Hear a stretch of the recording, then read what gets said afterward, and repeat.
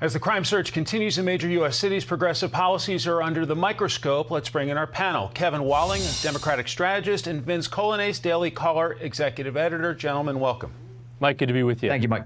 Kevin, what more do Democratic leaders in big cities and beyond need to do about this crime crisis?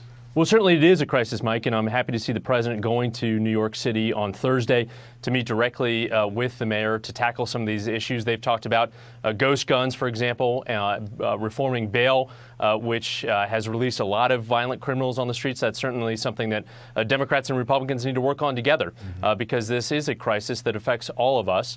That's one of the reasons why I supported President Biden during the primary for my party, is he's always stood by the police, provided $350 billion in direct aid to local and state governments as part of the American Rescue Plan that is actually funding police. So this is a crisis that's hitting our cities, our urban areas, our suburban areas, and this president is committed to do something about it.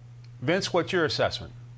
Well, one of the big problems we have is that Democrat-run cities, although Kevin is right that there is debate within his party, unfortunately, too many of the people who are on the side of weakness against criminals are running the show in these Democrat cities. You can look across the country and you're discovering that we are looking at homicide rates that are hitting records we've never seen before in many of those cities, and some since we haven't seen since the 1990s. And that's while we've got these so-called progressive prosecutors at the helm. You know, you look at Alvin Bragg in New York. He comes into office this year, and the first thing he does is say that he wants to go easier on hardened criminals. He wants to make it so that there is no life without parole for cop killers. And sure enough, this week, you see in that awful moment and just that very emotional moment, Officer Rivera's widow getting up at that funeral and expressing her anguish at that district attorney for those decisions, because she quite clearly believes that this is resulting in cops being killed, not a situation we want to be in. Kevin, in terms of politics, do Democrats need to show in the midterms that they understand the crime crisis and that people may not feel secure in a lot of major American cities? Yeah, Mike, I think we absolutely do. And this should actually transcend politics. You know, I think we obviously are looking at everything through the midterm lens, certainly.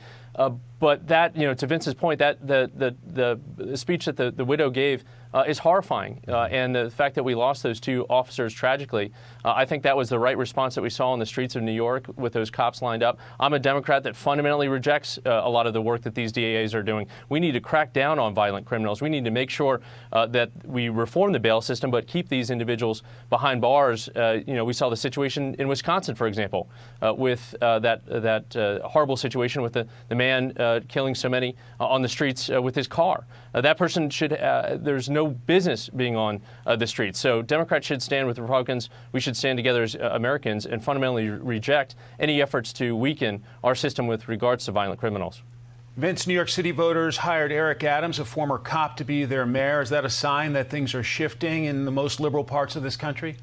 It's a big sign of where the sentiment is heading, certainly in the populace. I don't think a lot of Democrats in Washington have recognized this shift quickly enough, that the traditional bases that they often thought that they could rely on have sent them really clear messages over and over and over again that they want safety in their communities. I look obviously at Eric Adams in New York. That's a great expression of that. Also Minneapolis. You think about Minneapolis, a place where defund the police was very big just 2 years ago. Not anymore. Voters rejecting efforts to replace that police department this last year, and then, of course, deciding to increase the funding for the police in Minneapolis in December. So I just think that the populace wants safety. They don't want weakness when it comes to crime. Okay, to another huge issue, the nomination of a Supreme Court justice. We wait for President Biden to make his choice. But today, a moderate Republican senator who Mr. Biden might hope would vote for his nominee was critical of the president. Let's play it.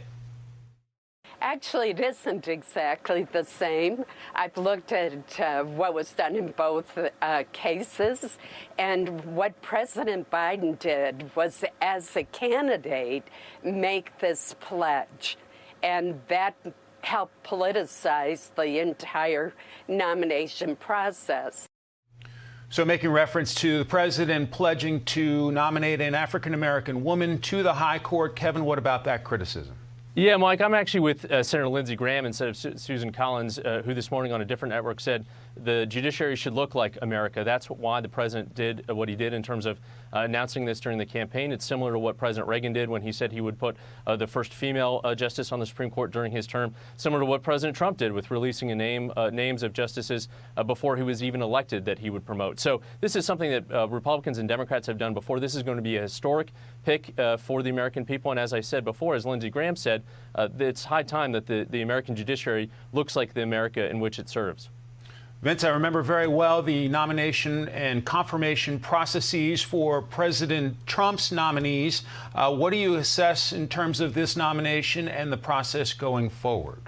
Well, I don't think it's going to be anywhere near as contentious, at least on a personal level, as the nominees that Donald Trump brought out. Just especially, I think in the American mind, the way Brett Kavanaugh was treated with allegations that were in no way substantiated but brought to the public in a way designed to destroy his reputation. I really hope that no nominee of either party ever has to go through a circumstance like that with such thin allegations as the basis for them. This should be about the loyalty to the Constitution and the law of the mind of any justice potentially to the United States Supreme Court. I hope that person gets a rigorous hearing and that the debate can stay on reasonable grounds. Unfortunately, as these things so often go, I expect a lot of unreasonable opinions to be expressed around this process. Vince, Kevin, thanks very much. Have an awesome day.